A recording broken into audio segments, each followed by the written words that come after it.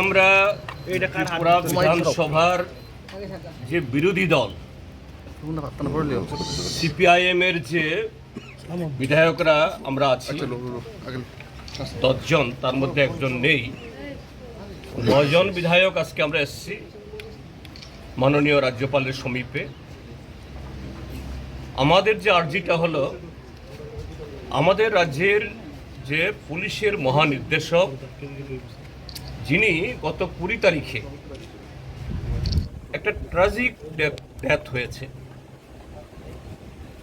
অত্যন্ত অস্বাভাবিক দুঃখজনক মৃত্যু হয়েছে। আমাদের রাজ্য সরকার এটাকে আত্মহত্যা বলে চালিয়ে দেওয়ার জন্য চেষ্টা করছে। সারা দেশের মানুষ, শুধু আমাদের রাজ্যের মানুষ না, এটা কেউ বিশ্বাস করতে পারছেন না। অনুরাগ ধানকরের মতো সারা দেশের পুলিশ অফিসারদের মধ্যে এরকম একজন পরিশীলিত, দক্ষ, সৎ, নিষ্ঠাবান, যিনি অল্প বয়স থেকে এসডিপিওর পদ থেকে শুরু করে শুধু ত্রিপুরা রাজ্যের ডিজি না, সিবিআই এবং আন্তর্জাতিক ডেপুটেশনেও দেশের সম্মানকে বহু উপরে তুলেছেন, রাজ্যকে তো তুলেছেনই। তার মতো একজন ব্যক্তি সোমবার দিন, যেদিন এটা পুলিশের নিয়ম নাকি এরকম যে সপ্তাহে একদিন বা দুদিন যে পুলিশের কাছ থেকে গার্ড অফ অনার নেন অফিসে গিয়ে, সেদিন অন্যান্য দিনের মতো শান্তশিষ্টভাবে সুন্দরভাবে বাড়ি থেকে বেরিয়ে অফিসে গেছেন ইউনিফর্ম পরে। আর সেই ইউনিফর্ম পরা অবস্থায় সে অফিসে, যে অফিস ত্রিপুরার যে 44 লক্ষ মানুষকে নিরাপত্তা দেয়, সেই অফিসের সবচেয়ে নিরাপদ কক্ষে তাকে এরকম দুঃখজনক অবস্থায় পাওয়া গেছে। এটা কোনো প্রকারই যে আত্মহত্যা হতে পারে না। তো রাজ্য সরকার ইতিমধ্যে একটা এসআইটি গঠন করেছে। পশ্চিম ত্রিপুরার জেলা এসপি মিস্টার পন্থকে নেতৃত্ব করে, ব্যক্তিগতভাবে আমি এবং আমাদের কলিগরা আমরা চিনি, অল্প বয়সী, শিক্ষিত, তরুণ, স্মার্ট, সব দিক থেকে। কিন্তু তারপরও সারা দেশের সাথে সারা আমাদের রাজ্যেরও এই সিট কতটুকু সত্য অনুসন্ধান করতে পারবে আমাদের গুরুতর সন্দেহ। কেননা যে চাপ অনুরাগ ধানকর সাহেব নিতে পারেননি, সে চাপ কি করে নেবেন মিস্টার পনকে খাটো করছি না, পনকে দুর্বল করছি না। তো এই কারণে প্রকৃত সত্য উদ্ঘাটনের জন্য সেখানে আমাদের মাননীয় রাজ্যপাল, তিনি সাংবিধানিক প্রধান, তিনি যাতে আমাদের এই রাজ্য সরকার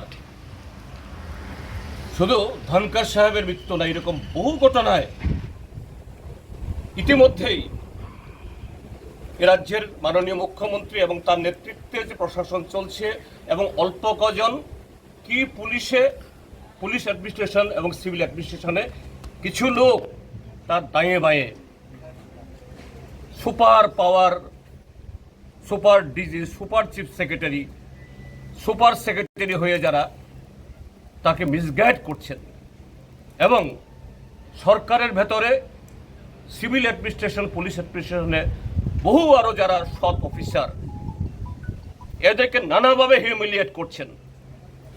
44 লক্ষ মানুষের জীবন, সম্পত্তি, গণতান্ত্রিক অধিকার, এটাকে ধূলিসাৎ করছেন। পন সাহেব কি এই চাপ সহ্য করতে পারবেন? মোটেই পারবেন না। এই জন্য হাইকোর্টের একজন সিটিং জাজ, কর্মরত একজন বিচারকের নেতৃত্বে, তার তত্ত্বাবধানে যাতে এই এসআইটি থাকুন, কিন্তু এটা জানা হয় under the supervision of a sitting জাজ অফ ত্রিপুরা হাইকোর্ট।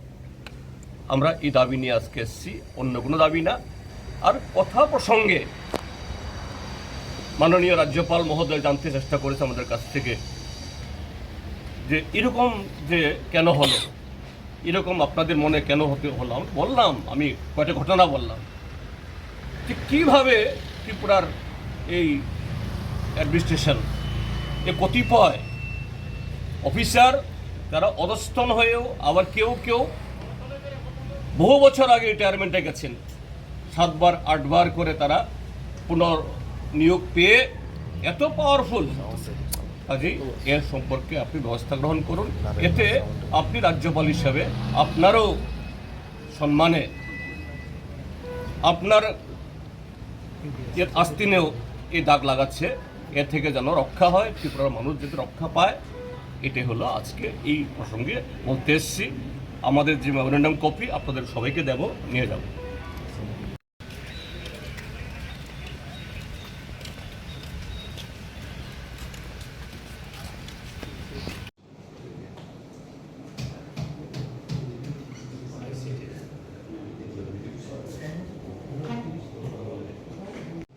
তুমি তারা জিজ্ঞেস করলাম, তারা জিজ্ঞেস করলাম